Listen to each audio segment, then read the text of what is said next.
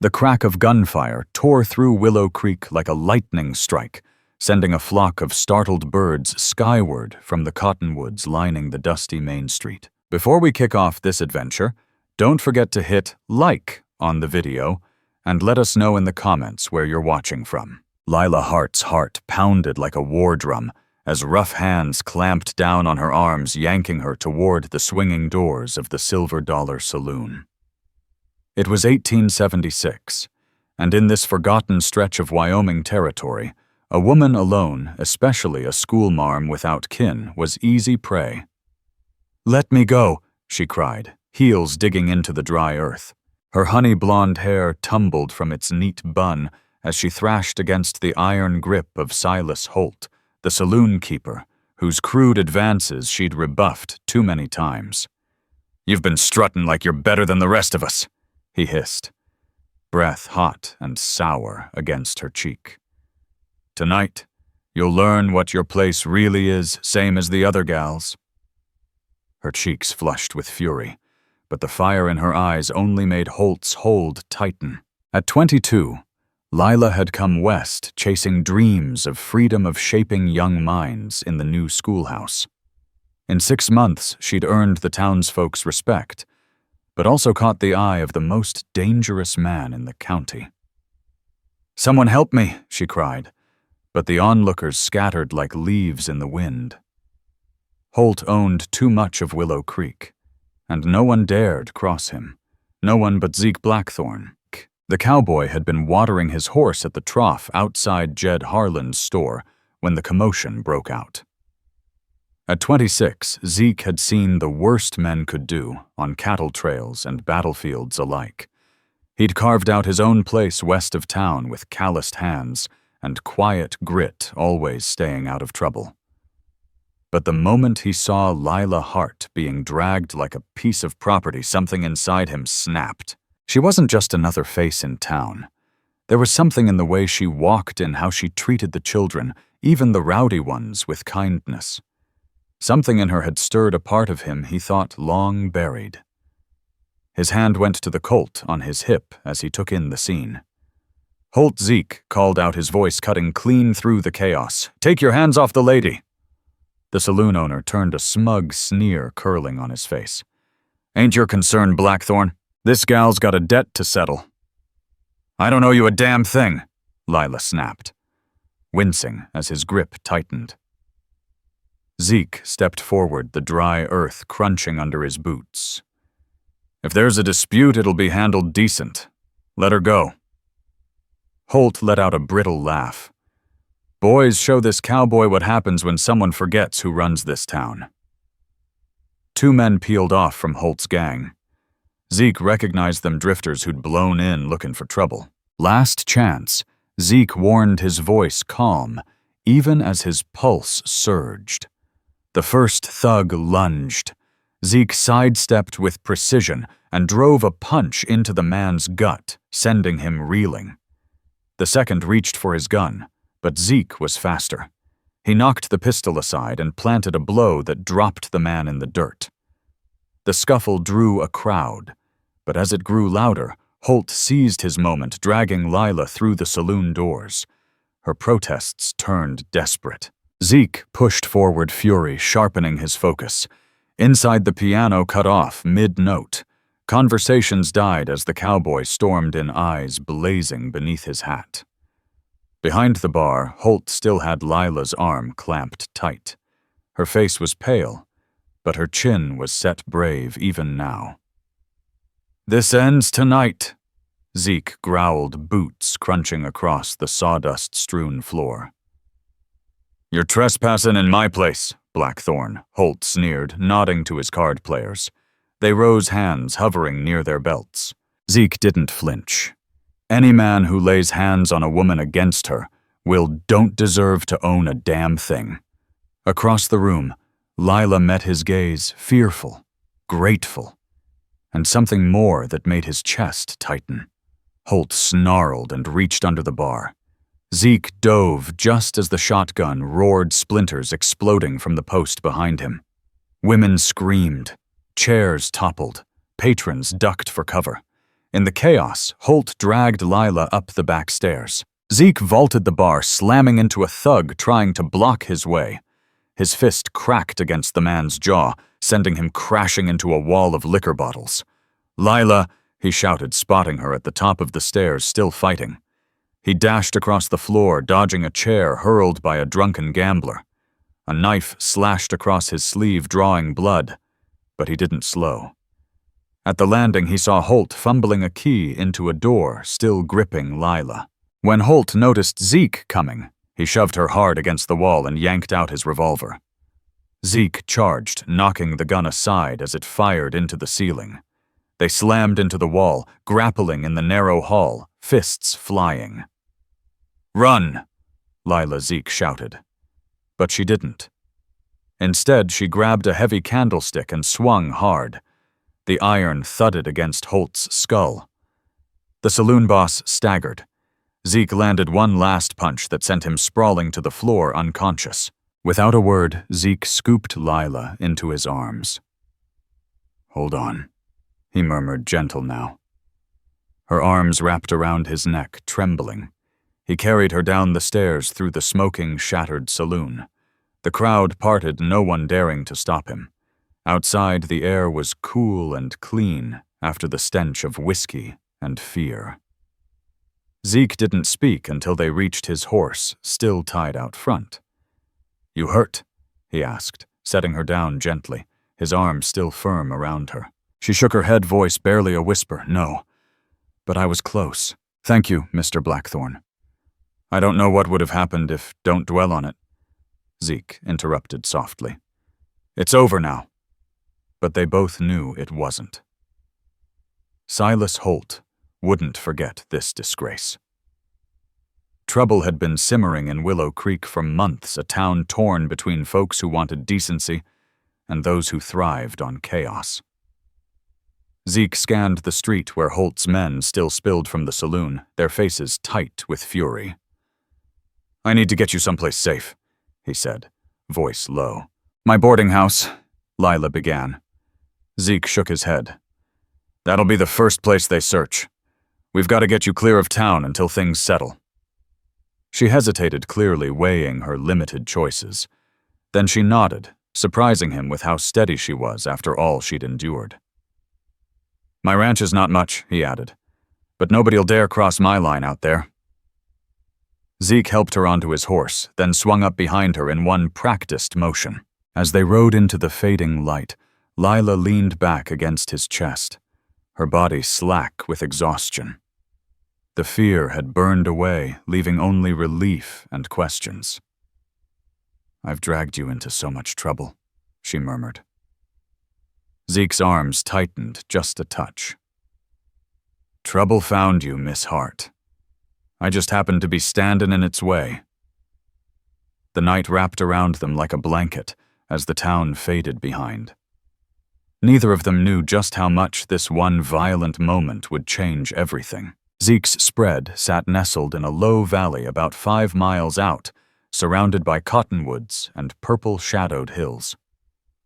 As they rode into the yard, the cabin's soft chimney smoke greeted them like an old friend. "It ain't fancy," Zeke said, helping her down from the saddle. His hands lingered at her waist, steadying her. "It's perfect," Lila whispered, taking in the neat corral and woodpile, the flicker of firelight in the windows. "You've built something real here." Zeke didn't answer, but a quiet pride flickered in his eyes as he led the horse toward the corral. "Boone probably kept the fire going," he said. "He stays out in the bunkhouse with the hands, but checks in when I'm gone." As they approached the front door, Lila caught sight of her reflection in the window, her dress torn at the sleeve, hair tangled, eyes bruised with fatigue. She looked every bit the woman who'd fought her way out of a saloon. The cabin was warm, cozy, and cleaner than she expected.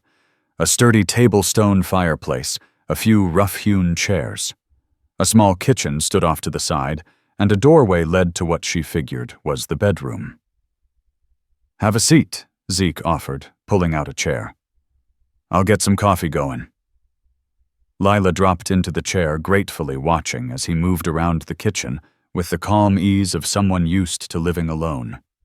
No fumbling, no apologies, just practiced routine. "How long have you been out here?" she asked, her voice still shaky. 4 years, he replied, setting the coffee pot on the stove. "Came west after the war. Rode cattle for a while, scraped together enough to buy this land. Wasn't much then, just a crumbling shack." "You've made it more than that now," she said quietly. Zeke shrugged, uncomfortable with praise. "Just needed something I could call mine." He turned, leaning back against the counter, eyes scanning her carefully. "Are you sure you're not hurt? Holt and his kind don't play gentle?" Lila rubbed the bruise on her arm absently. "Nothing serious. Just my pride, maybe. I should have known better than to confront him over the school money." Zeke's brow lifted. School money. The council approved funds for book supplies. Holt's the treasurer. Her voice turned bitter. "When I went to collect it this afternoon, he made a suggestion. A different arrangement, as he called it. When I told him I'd report him, he threatened me." Zeke cursed under his breath. That's what he meant by you owing him. He poured coffee into 2 tin cups and handed her one. Their fingers brushed briefly, but it was enough to make her pause. "Thank you," she murmured. And they both knew it meant more than just the drink. "Anyone else would have done the same," Zeke muttered. "But they didn't. You did." He looked into the fire for a long moment, then finally spoke. "Because it was wrong. And because—" He hesitated. "Because she prompted," her voice soft. "Because you matter," he said simply. "To the town. To those kids." The unspoken to me hung heavy between them, though neither said it out loud. "What now?" she asked, her hands wrapped around the cup's warmth. "Holt ain't gonna let this stand," Zeke said. "But neither am I. At first light, I'll ride to the county seat. Talk to Colt Maddox. That bastard's ruled Willow Creek too long." "That'll take days," she protested. "And the children. I can't abandon my post." "Your safety comes first," he said firmly. "You stay here till I get back. My sister left some clothes last time she visited. Might not fit perfect, but it's better than what you got now." The mention of clothes brought the awkwardness back alone in a man's cabin wearing only the tattered dress she'd been dragged through hell in. She flushed. "I can't impose on you like this," she said. "It ain't an imposition," Zeke replied. "And I won't be here. Boone and the boys'll keep an eye out. No one'll think twice, not after what happened." She opened her mouth to protest, but her limbs were already heavy with fatigue. The fire was warm, the coffee soothing, and Zeke's presence made her feel for the first time that day like she wasn't in danger anymore.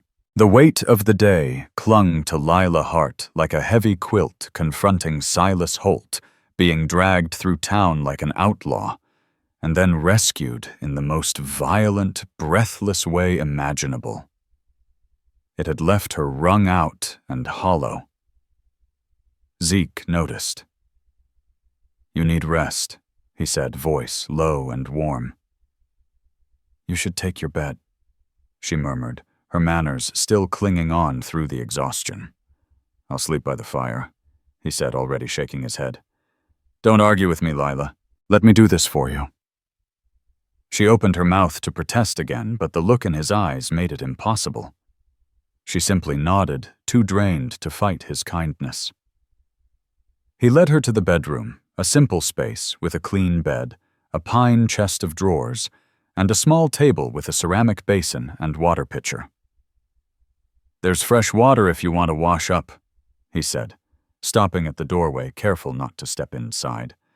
"My sister left some clothes last time she visited. Bottom drawer. Might be a bit roomy, but they're clean." "Thank you, Mr. Blackthorn." "Zeke," he corrected gently. "After everything today, I reckon we can skip the formalities." She gave him a faint smile. "Zeke." The way her voice shaped his name made something flicker in his eyes. "Then you should call me Lila," she added, her tone softer. He dipped his head.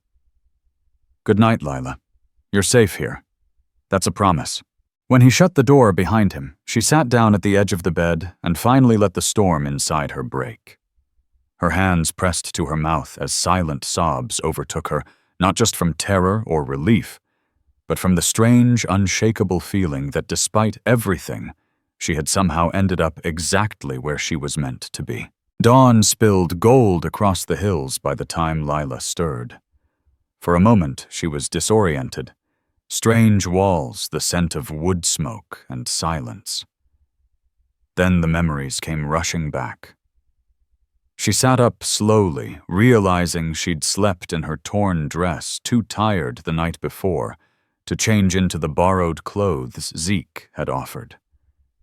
She could hear soft clinks and movement from the other room. He was already up. She rose, washed her face, and found the clothes in the drawer, a modest blouse and skirt worn but clean, a little loose, but she made do.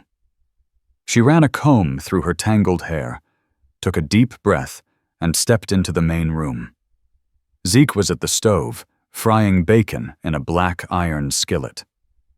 He turned at the sound of the door. For a beat, they just looked at each other, last night's storm hanging in the quiet space between them. "Sleep all right?" he asked, turning back to his pan. "Better than I thought I would," she replied, stepping in to help set the table. "Though I still feel like I'm putting you out." "No trouble at all," he said, his voice carrying that soft western drawl. "Coffee's ready if you want some."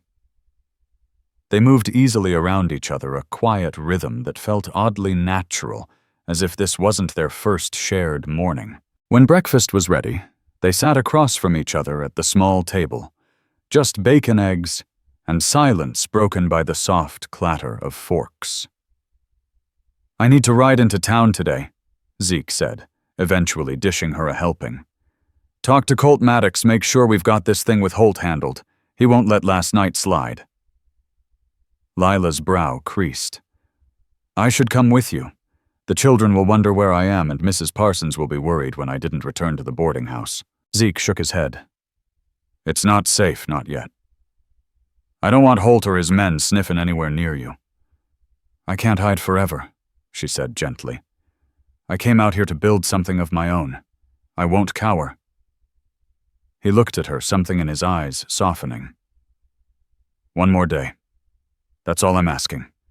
Let me talk to the marshal. Make sure things are locked down." The way he said "we'll figure it out" made something stir in her chest. She hadn't heard we in so long. She'd carried every burden alone for years. The thought of sharing even a sliver of it was strange and comforting. "All right," she said, voice steady. After breakfast, Zeke saddled his bay gelding. Lila followed him out to the corral, brushing crumbs from her borrowed blouse. "Boone'll be around if you need anything," Zeke told her as he adjusted the straps. "Good man. Served with me in the war." She nodded, watching the way he worked, quick, efficient, unbothered by pain or weather. She didn't want him to leave. "Be careful," she said. "Holt's got friends." "So do I," he said with a quiet confidence. But they both knew his circle was smaller, thinner than Holt's. He paused before mounting, looking at her with something heavy in his eyes. "Whatever happens, I won't let him hurt you again." Lila's heart caught in her throat. "I know," she whispered. He swung into the saddle and looked down at her for a long moment. Then, with a nod, he turned the horse and rode toward town. The day dragged in his absence. Lila busied herself in the little cabin, washing dishes, sweeping the floors, even mending a pair of socks she found beside the hearth. The routine work gave her something to cling to, something quiet, after the whirlwind of the last day. By early afternoon, she stepped outside to walk the property. Zeke's land wasn't large, not compared to some of the big cattle ranches out here, but it was well tended. A tidy vegetable garden sat behind the house rows of carrots and beans. The pasture held a handful of healthy-looking cattle. As she neared the barn, a weathered man with gray in his beard came walking her way, tipping his hat. "Afternoon, ma'am. Name's Boone Travis. Zeke asked me to check in on you." "Lila Hart," she said, smiling. I was just admiring the place. Your boss has built something real here. Boone's eyes lit with pride. That he has. Started with nothing but grit and a busted shack. Never met a man who worked harder. That he is Boone Travis said, glancing toward the barn with quiet pride. Came out here with nothing but a sharp eye for land and a back full of grit. Man works harder than any 3 I ever rode with. You've known him long? Lila Hart asked, watching Boone with growing interest. Since the war, Tennessee and Georgia. I served under him back then. When he headed west, I figured why not stick with someone worth following. Boone shifted his gaze toward the dusty trail that led back to town. He told me what happened yesterday. Silas Holt's been begging for a reckoning for a while now. Lila sighed, voice low. Feels like I've dragged trouble right to Zeke's doorstep. Trouble don't need no invitation out here, ma'am, Boone replied with a shrug. It's like wind, it'll find its way no matter how tight you shut the door. But Zeke, he's not the kind to fold, never has been. Not even back when he was just a green lieutenant staring down cannon fire like it was a Sunday picnic. They talked a little longer.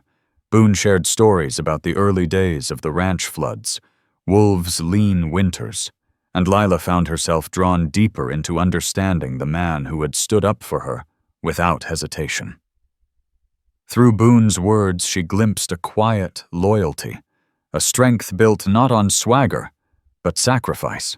As afternoon shadows stretched long across the land, Lila returned to the cabin. She pulled together a simple supper using the supplies in Zeke's pantry, her hands moving with calm purpose. She'd just pulled a batch of biscuits from the oven when the sound of hoofbeats made her heart leap. She peeked out the window and exhaled when she saw Zeke Blackthorn dismounting. But the set of his jaw told her something was wrong. What happened? She asked quickly, setting the hot pan aside. Zeke took off his hat and ran a hand through his thick hair. Colt Maddox wasn't in Clearwater. His deputy says he's off chasing rustlers up north, won't be back for at least a week. Lila's shoulders sagged. And Holt? She asked, already fearing the answer. Says you stole money from the saloon. Claims he was just escorting you back when I stuck my nose in. He's got 3 of his men swearing by it. Zeke's voice turned bitter. Half the town's too scared to say otherwise. So it's my word against his, she said quietly. And mine? Zeke answered without missing a beat. I'm not letting this go, Lila. That man crossed a line. The fire in his voice lit something in her. So what now? We find proof, he said, stepping to the table and accepting the coffee she offered. Get our hands on something solid. Holt's been pocketing money from the school fund, I just know it. The ledger, Lila said, eyes widening. He keeps one. I saw it. When I confronted him, it was right there on his desk. The numbers didn't match what the town council had approved. If we could get it, it'd be locked up in his office at the saloon. Zeke muttered, thinking. Won't be easy. We have to try, Lila, said her voice steady. It's not just about me anymore. He's robbing those kids, robbing the future of Willow Creek. Zeke looked at her, something new sparking behind his eyes. You're not what I expected, Lila Hart. Oh, she challenged, arching a brow. And what exactly did you expect? His lips twitched. Not someone willing to go toe-to-toe with Silas Holt over a few ledgers and some school books. Education matters, she said plainly. It's the line between having choices and being stuck. I learned that early. There was something in her voice that made Zeke pause. He studied her face a moment longer. You're speaking from experience. Lila nodded. My father passed when I was 12, and Mama scrubbed floors, washed laundry, whatever it took to keep food on the table. But she always said, your mind's the only thing they can't take from you. She walked to the window, looking out over the darkening land.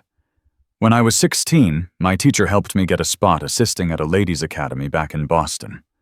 It didn't pay much, but it let me keep studying. And when Mama died 2 years back, I knew it was time to start my life for real. That ad for a school teacher out in Wyoming felt like fate. Your mama sounds like a hell of a woman, Zeke said quietly. She was, Lila replied, turning back to him. And she'd be the first to say, we can't let a man like Holt keep stealing from those kids. Zeke nodded slowly. Then we get that ledger. But we do it smart. No way I'm letting you step foot back in his grasp. They ate the simple meal she had prepared, heads bent close, as they planned. The more Lila listened, the more she was drawn to Zeke's calm, careful mind. He didn't speak often, but when he did, every word had weight. Tomorrow's Saturday, Zeke said, at last, tapping his finger on the tabletop. Holt runs a poker game every Saturday night. Back room of the saloon. Loud, rowdy, full of smoke. He'll be distracted. That's our window, Lila agreed. But how do we get in without being seen? Zeke leaned back, a slow grin spreading across his face. I might have an idea about that. As the fire crackled low, their talk wandered beyond plans. Zeke spoke of growing up in Pennsylvania, marching with the Union Army and chasing freedom across the mountains of the West. First time I saw these ranges, he said, gazing out into the dark horizon, I felt like I could breathe again. Like some weight I didn't even know I carried just dropped away. Lila nodded.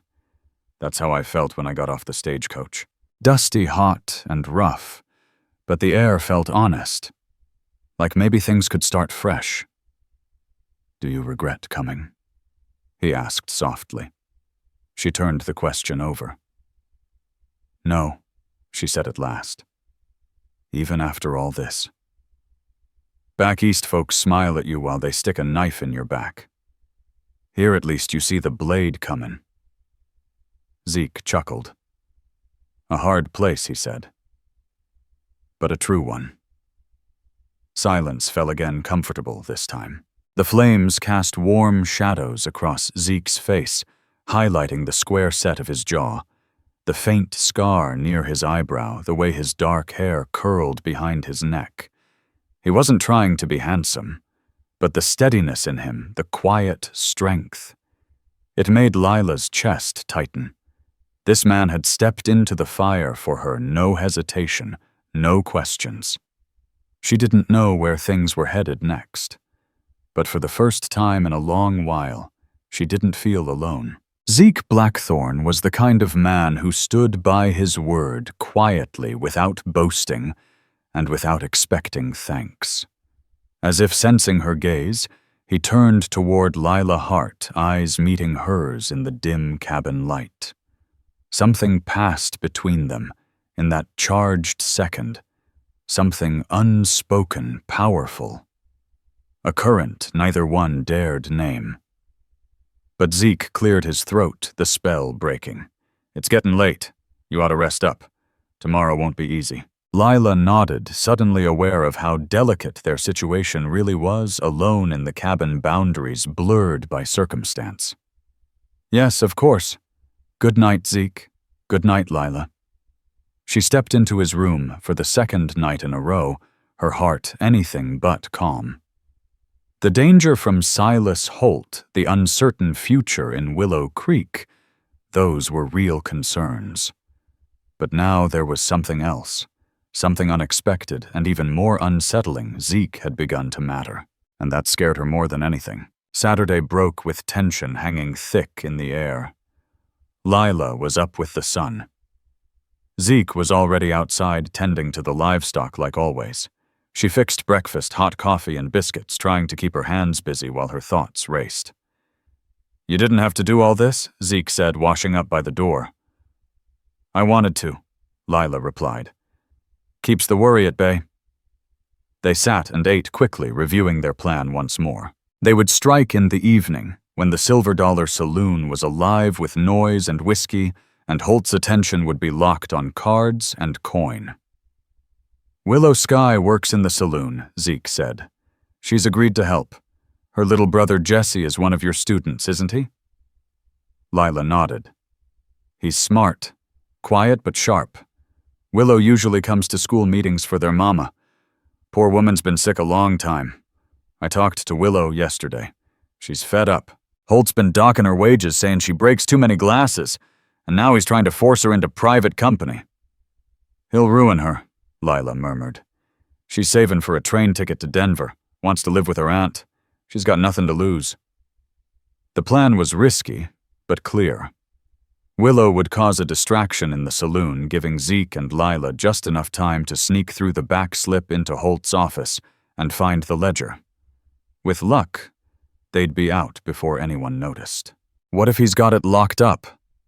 Lila asked as they cleaned the plates.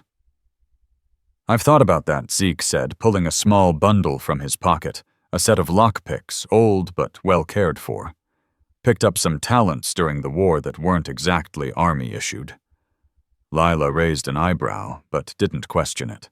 The day dragged. Lila stayed busy around the ranch, feeding the hens, pulling weeds from the garden, stitching up a torn shirt she found in a basket. It felt familiar, like these tasks were already part of a life shared, not borrowed. Late afternoon came, and Zeke saddled 2 horses, his bay gelding, and a gentle mare for Lila. "Can you ride?" he asked as she approached. "Not well," she admitted. "Then we take it slow." His hands were firm at her waist as he helped her mount. "Just relax. Daisy here's calmer than a Sunday sermon." They rode toward Willow Creek, the setting sun casting long gold and violet shadows across the land. On any other day, it might have been a peaceful ride. Tonight, every hoofbeat thudded like a warning. They came into town from the south, avoiding the main road.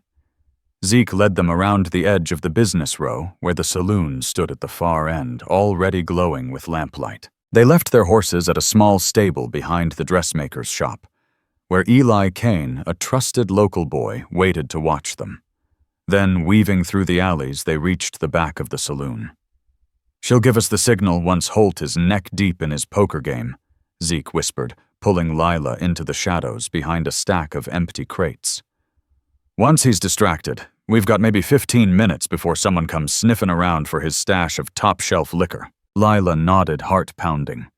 In the dim, Zeke's features were barely visible, but she felt his presence like a wall of calm steel. "You don't have to do this," he murmured. "I could go in alone." "No," she said firmly. "We're in this together.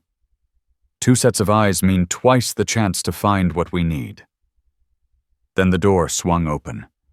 Warm yellow light spilled into the alley. Willow stepped out, pretending to toss a bucket of dirty water.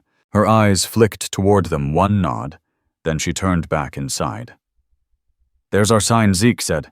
"He's in the back room. We wait 3 minutes, then go." Each second dragged like molasses. Lila tried to slow her breathing to focus on the solid steadiness of Zeke beside her, rather than the danger behind the door. Then the time came. They moved. Zeke eased the door open just enough for them to slip inside a dim hallway, cutting past the back kitchen toward the louder front of the Silver Dollar Saloon. The air was thick with smells of whiskey and stew. From up front came drunken laughter, the off-key plinking of a piano, and the clatter of mugs covering the sound of their careful steps. Zeke pointed silently to a door on the right. Silas Holt's office. After one last check to be sure no one was heading their way, he grabbed the handle. Locked just like he figured. Dropping to one knee, Zeke pulled a small roll of picks from his coat and got to work.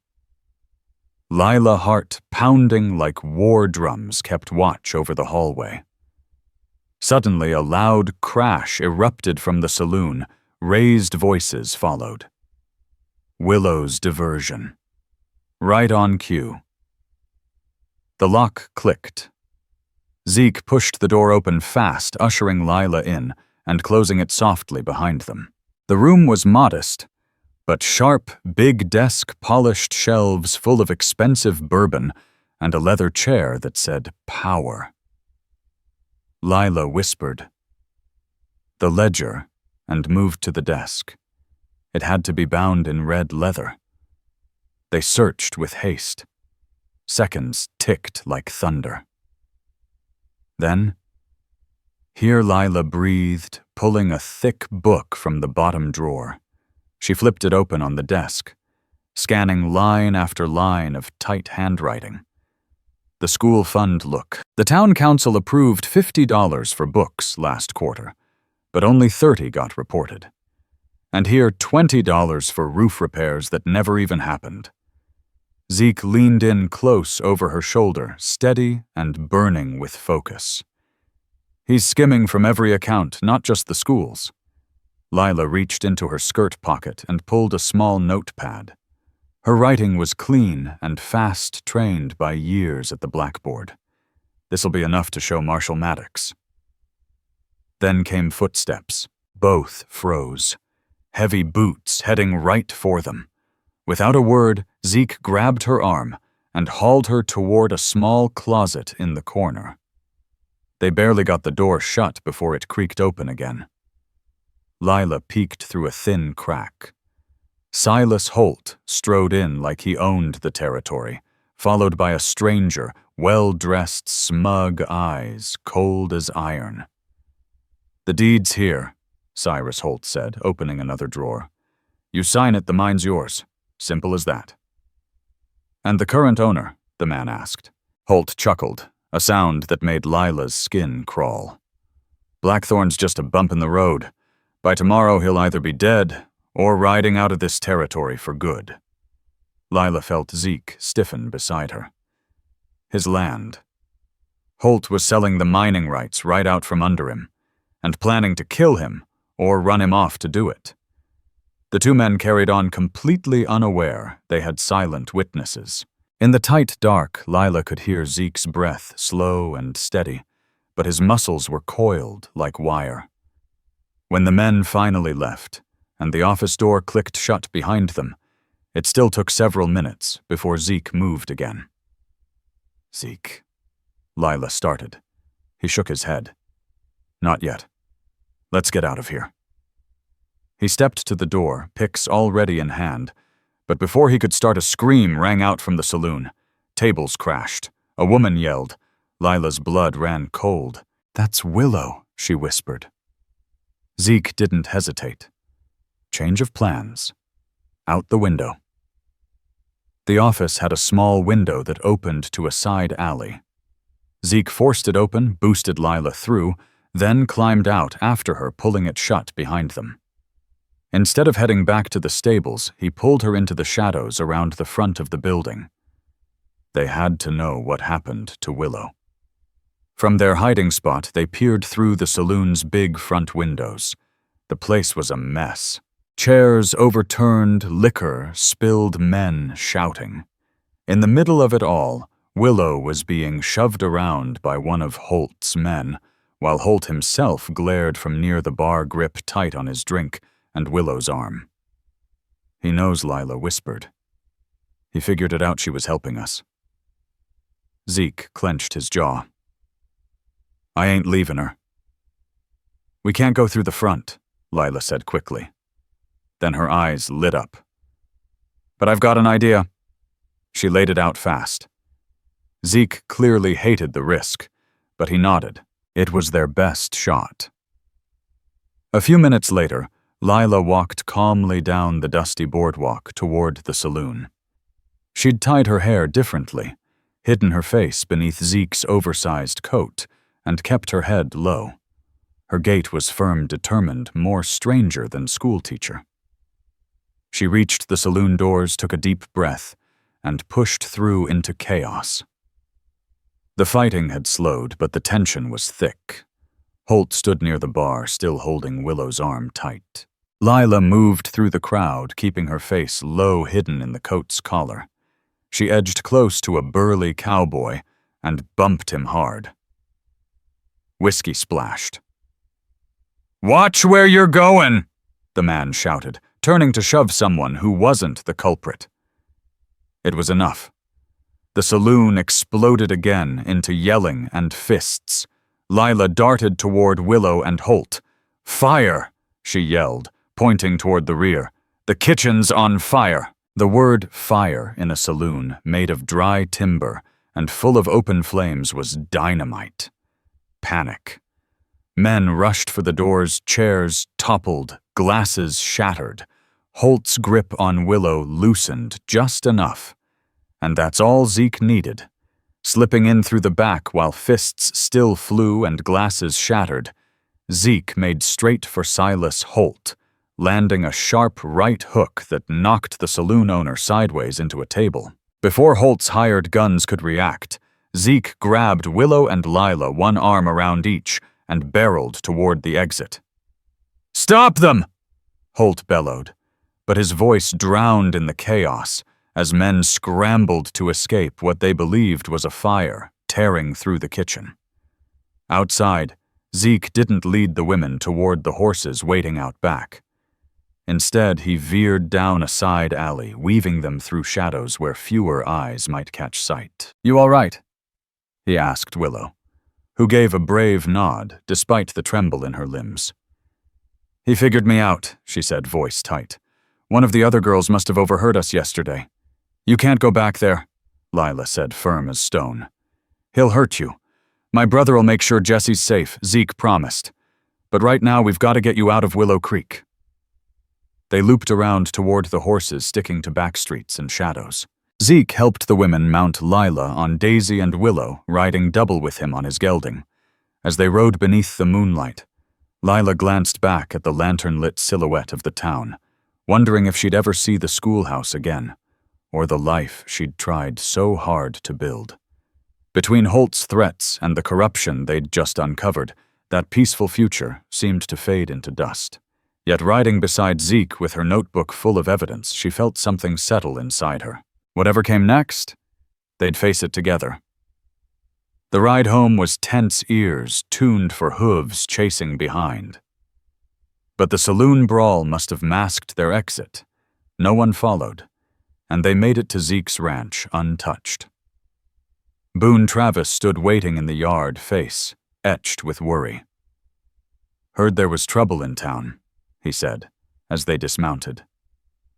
"More than trouble," Zeke muttered, lifting Willow down.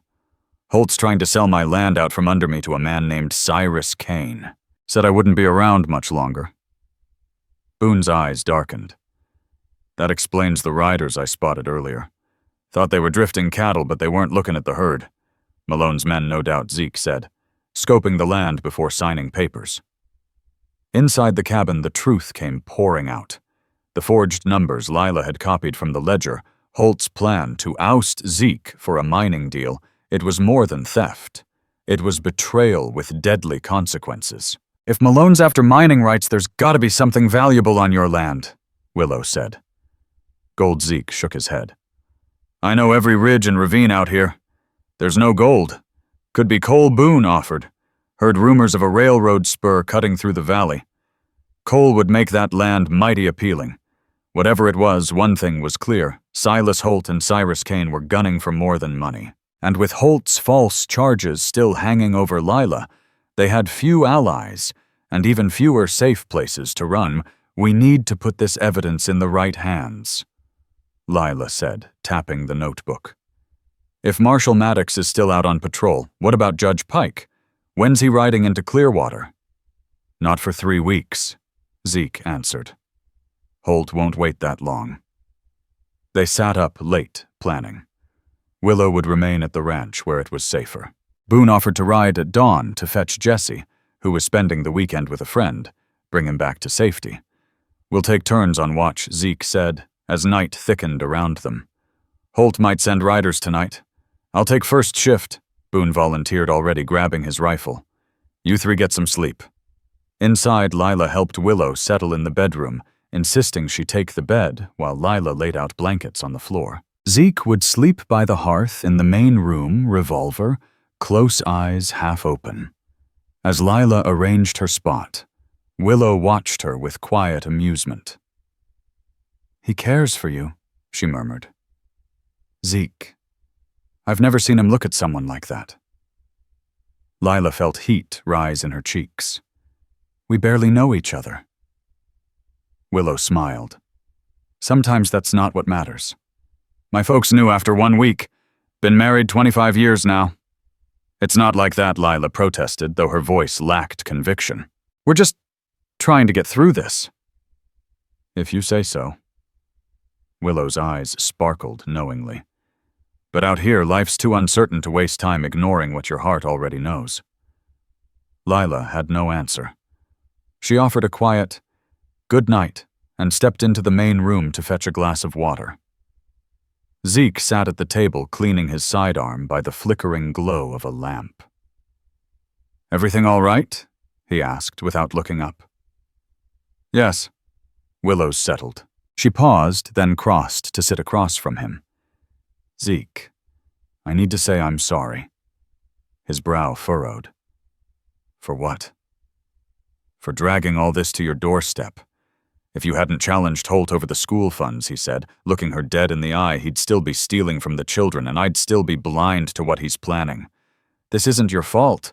You've risked a lot for me," she said quietly. "Your land, your life."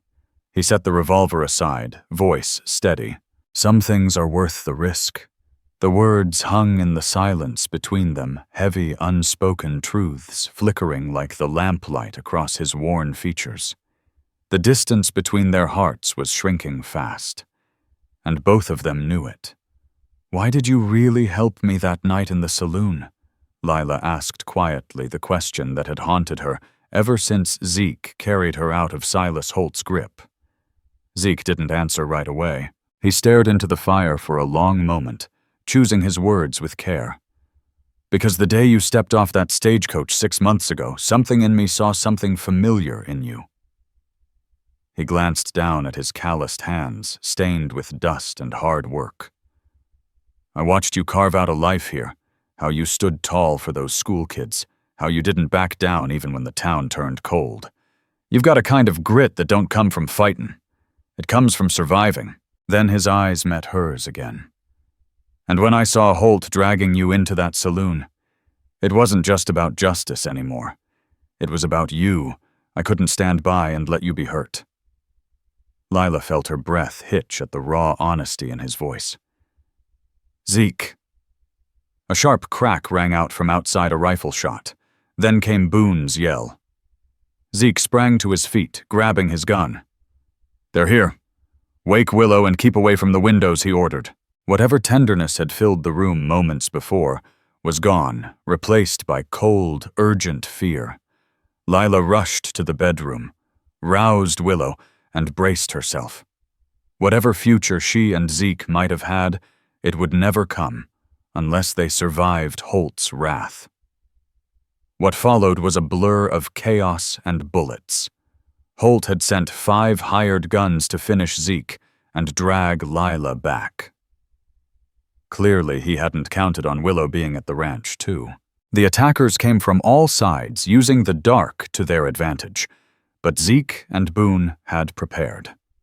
The cabin's heavy shutters held back most of the gunfire, and they'd stashed extra ammo and supplies throughout the place. Even so, they were outmanned, and Holt's men were relentless. Lila and Willow huddled together behind the bedroom door, the air thick with smoke and tension. Lila gripped the shotgun Zeke had left for them, the weight awkward in her hands. When the firefight slowed for a moment, she made a choice. "Stay put," she told Willow, standing up with sudden resolve. "What are you doing?" Willow whispered panic in her voice. "Trying to even the odds," Lila replied, steeling herself. She crept into the main room. Zeke was by the window reloading. He turned in alarm when he saw her. "Lila, get back! I know how to shoot," she cut in. "My father taught me before he passed. I'm not as fragile as you think." Before Zeke could object, a shot smashed into the window frame beside him, splintering wood and forcing them both to duck. From the rear of the cabin, Boone shouted, "They're flanking left, 2 headed for the barn." Zeke glanced at Lila, made a split-second call. "Cover this window. Fire if they get close, but stay out of sight. I'm going after them." Lila's heart clenched.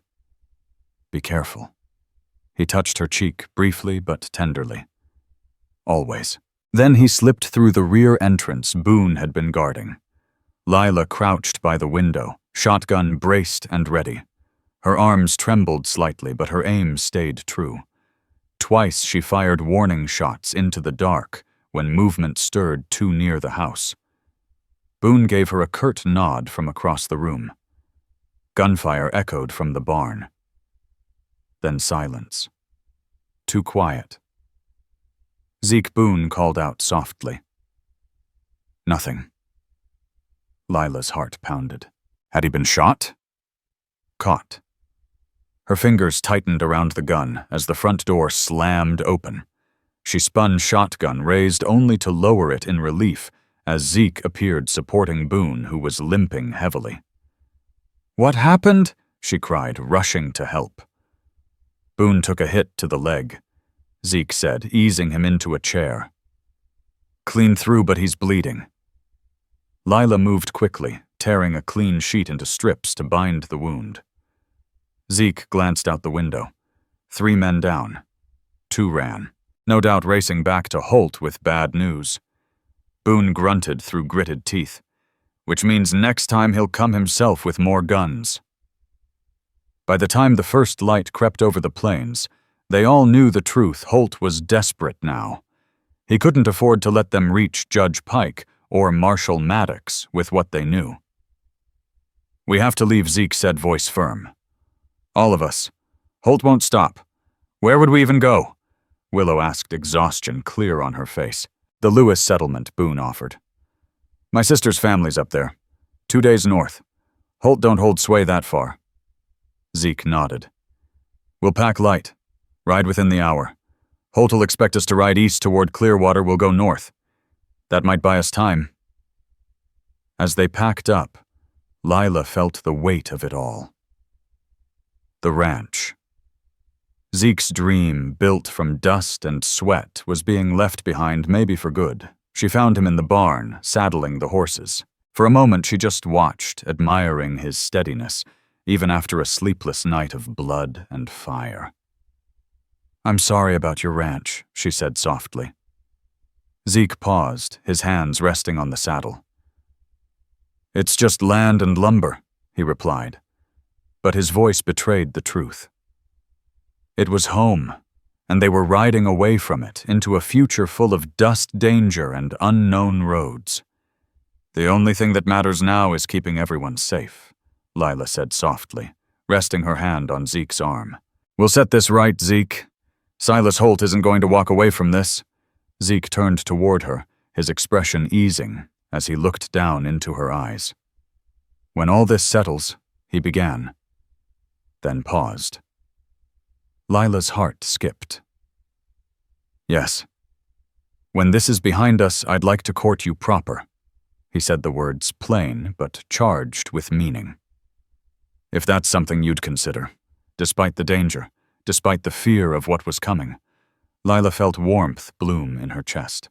"I'd like that very much," she whispered. For one brief, perfect moment, the world held its breath.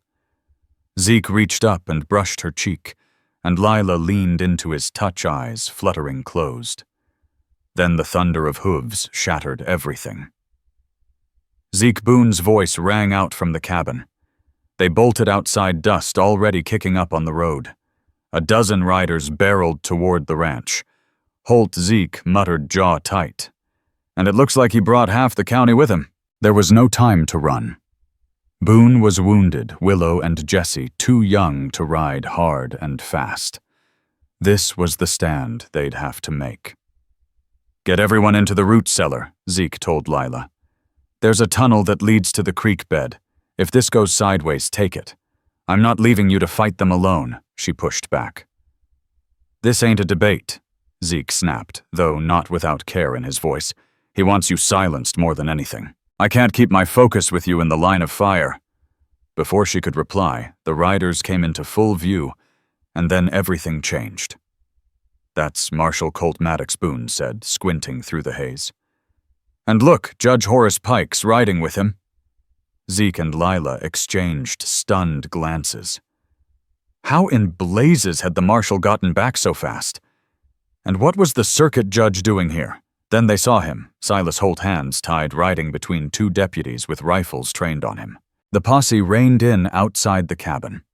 Dust rolled around them as Marshal Maddox dismounted a tall man with sun-scarred skin and eyes sharp as glass. "Zeke Blackthorn," he called out. "That's me," Zeke answered, still gripping his rifle, not ready to let down his guard. "And I reckon that's Miss Lila Hart beside you," the marshal added, nodding toward her. "Been looking for both of you. If Holt's been spinning lies," Zeke began, but the marshal held up a hand. "Hasn't said a word yet, but he will." Maddox's eyes swung to the bound saloon owner. "We caught him and Cyrus Kane trying to skip town this morning with a satchel full of stolen money." "How'd you know to look for them?" Lila asked, stepping forward despite Zeke's protective reach. Marshal Maddox cracked a faint grin. "Had a young lady ride all night to find me. Said her name was Willow Sky. Told us you had evidence Holt was planning something ugly out here." Willow stepped out from the cabin, eyes bright with relief. "I slipped out during the shooting," she explained. "Figured our best shot was getting the marshal, and I remembered where he was headed." "Courageous girl Judge Pike," murmured his silver hair catching the morning sun. "And from what we've uncovered, her story checks out." Lila pulled the notebook from her satchel. "These are the ledger copies, proof Holt embezzled from the town. He also planned to sell off coal rights on Zeke's land. Behind his back." The judge reviewed the pages, then nodded gravely. "This matches the documents found on Holt. Fraudulent deeds, fake signatures." He looked up at Zeke. "Seems your land sits atop a coal vein. With the railroad coming, it's worth a fortune." "There's more," Boone added, outlining what they overheard plans to drive Zeke off the land, or worse. As the truth spilled out, Marshal Maddox gave the order. Holt was to be transported to Clearwater for trial. Judge Pike would follow close behind to ensure the process stayed clean. "What about the stolen funds?" Lila asked. "The school still needs books and supplies. They'll be returned," the judge assured. "We recovered most of it from Holt's safe. Restitution will be part of the sentence." As the posse prepared to head back to town, the marshal turned to Zeke and Lila. "Miss Sky had nothing but praise for you two," he said. "Said you risked everything to protect her and her brother and to stop Holt." "She risked more," Zeke replied, his gaze lingering on Willow. "We didn't even know she left." "Quiet folks often show the most grit," the marshal said thoughtfully. "The kind of people this territory needs." With Holt in chains and justice in motion, the weight that had settled over the ranch began to lift. Boone would heal. Willow and Jesse were safe, and Holt would answer for his crimes. As the dust trailed behind the departing riders, Zeke turned to Lila, taking her hands in his. "It's over." Lila nodded, emotion choking her voice. "Your land is safe now," she said. Zeke smiled faintly. "Our future is safe. That's what matters." Standing in the golden light outside the home he'd built with sweat and stubbornness, Lila understood this was what her journey west had been leading to all along. Not just Willow Creek, not just a teaching post, but this man who had fought through hell to pull her from that saloon and straight into his heart. 3 months later, Willow Creek had changed. With Silas Holt behind bars and his sentence handed down, Willow Creek turned a new leaf. A fresh town council took the reins, and the rightful funds finally made their way to the schoolhouse, giving Lila Hart the chance to stock shelves with new books and needed supplies for her eager students. Holt's Saloon didn't stay shuttered long. A family from the east bought the place, transforming it into a clean, respectable hotel and dining hall. One sun-drenched Saturday, the townsfolk packed into the little whitewashed church at the edge of town for a wedding long awaited. Zeke Blackthorn and Lila Hart were to be joined in matrimony. The pews overflowed with ranch hands, schoolchildren's parents, and friends who'd stood with them through the fire and fury of Holt's downfall. Boone Travis, now fully healed from his wound, stood tall and proud beside Zeke as best man. Willow Sky, having chosen to stay in Willow Creek, now served as Lila's assistant at the schoolhouse, and on this day stood at her side as maid of honor. Her brother Jesse, barely able to keep the grin off his face, walked the aisle holding the wedding rings. Lila entered the church dressed in a simple but elegant white gown, trimmed in lace, a gift from her former teaching colleagues back in Boston. When her eyes met Zeke's across the aisle, nothing else existed. That shared glance held the weight of every battle they'd fought, and every dream they now dared to build. Judge Horace Pike had ridden in just for the ceremony, and his voice rang out strong and steady as he spoke of honor, resilience, and the kind of steadfast love that could hold up a town. By the power vested in me, he declared, I now pronounce you husband and wife. And when Zeke kissed his bride, the joy inside that tiny church thundered louder than any Sunday sermon ever had. The celebration carried on until the stars were high, spilling across the land at the Blackthorn Ranch, now their ranch. There was music, laughter, and enough fried chicken and peach cobbler to feed half the territory. As the last gold of twilight melted into purple, Zeke took Lila's hand and led her away from the crowd up the hill where the valley stretched out beneath them. You happy? He asked, wrapping an arm around her waist. More than I thought I could be, she whispered, leaning against him. Some days it still feels unreal. When Holt dragged me into that saloon, I thought my life here was ending. Zeke turned her gently to face him, but it was just the start. From his vest pocket, he pulled a small, worn leather book. Inside was the deed to the ranch, with both their names on it now. Lila's breath caught. Zeke, this land, this life, it's ours. Together now, just like everything else from here on out. She clutched the deed, overcome. I came west, chasing freedom, a place to stand on my own 2 feet. I never expected to find you. Life's funny that way, he said, his voice low in the dusky light. When I busted into that saloon to get you out, I didn't know I was carrying my whole future in my arms. Lila laughed, her eyes misty. I think maybe a part of me already knew. Even then, below them, the sound of celebration drifted up, music, laughter, folks clapping to the beat. But for a little while longer, this quiet space belonged only to them. I love you, Lila Blackthorn, Zeke said, savoring the sound of her new name. And I love you, Zeke Blackthorn, she replied, rising on tiptoe to kiss him just as the first stars broke through the darkening sky. 5 years later, the Blackthorn Ranch had grown beyond what either of them had dared imagine. That coal seam beneath their land turned out to be worth more than gold, but they didn't sell out. Instead, they struck a partnership that let them keep the land in their hands while still sharing in the profits. Willow Creek had grown too. The one-room schoolhouse had been replaced by a 2-room building with fresh painted shutters and a proper bell tower. Lila still taught the older students, while Willow, having finished her own studies with Lila's help, taught the little ones. The railroad had brought new families, new businesses, and slowly but surely, Willow Creek was becoming a real town. On a crisp autumn afternoon, Lila sat on the porch of their newly expanded home, watching Zeke help their 3-year-old son James learn to ride his first pony. Their baby girl Elizabeth, just a year old, sat at Lila's feet giggling as she stacked carved wooden blocks Zeke had made by hand. Not too fast, Lila called out with a chuckle. But she knew full well Zeke wouldn't let their boy fall. He's got a gift, Zeke said, glancing back with a grin, one strong hand steady on James's back, just like his mama Lila teased. Oh no, Zeke grinned. You're thinking of me. Don't you remember how I held on to poor Daisy like she was a bucking bronc?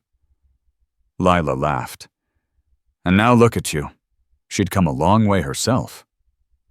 Once afraid to ride, she now handled horses with ease, joining Zeke on ranch rides and even cattle drives.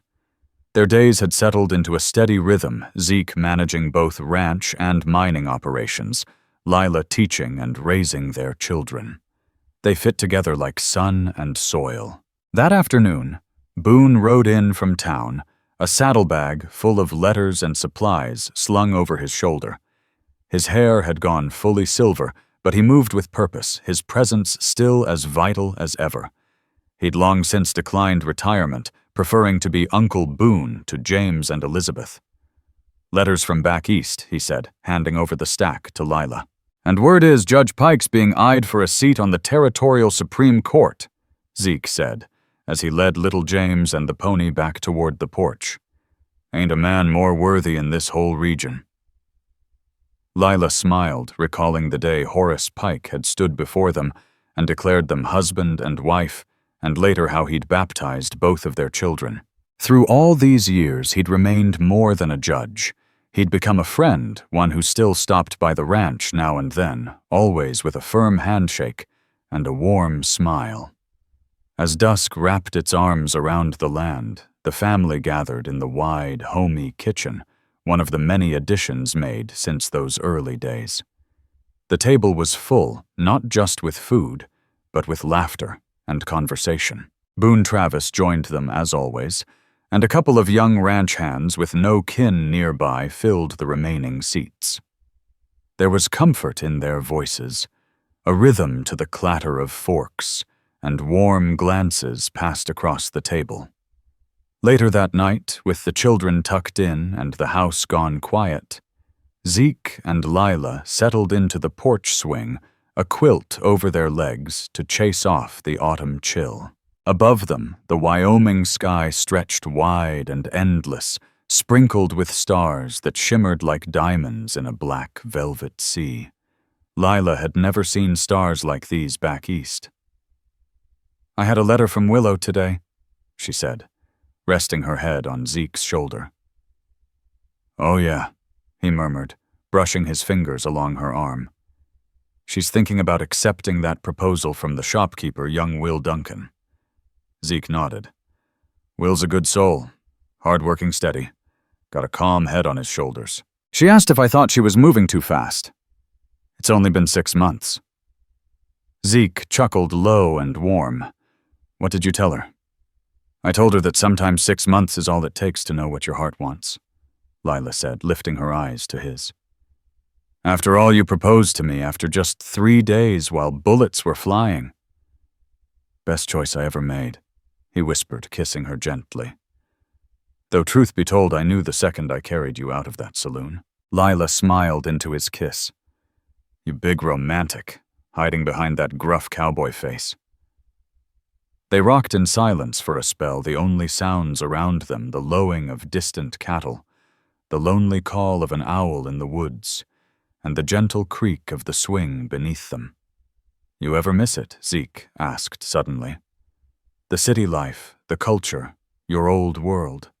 She thought for a moment, then said, "Sometimes I miss the libraries, the music halls, but not my old life.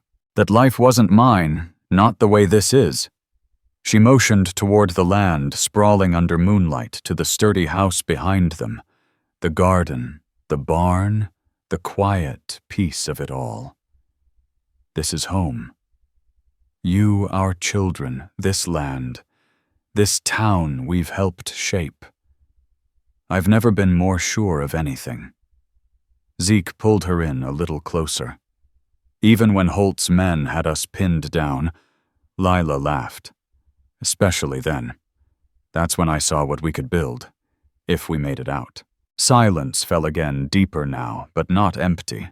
Lila's mind wandered back through the years to the frightened schoolteacher dragged into a saloon, to the fierce woman who now stood her ground and raised a family under the Wyoming sky.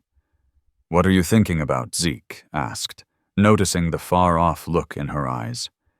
"How sometimes the worst moments lead to the best things," she replied softly.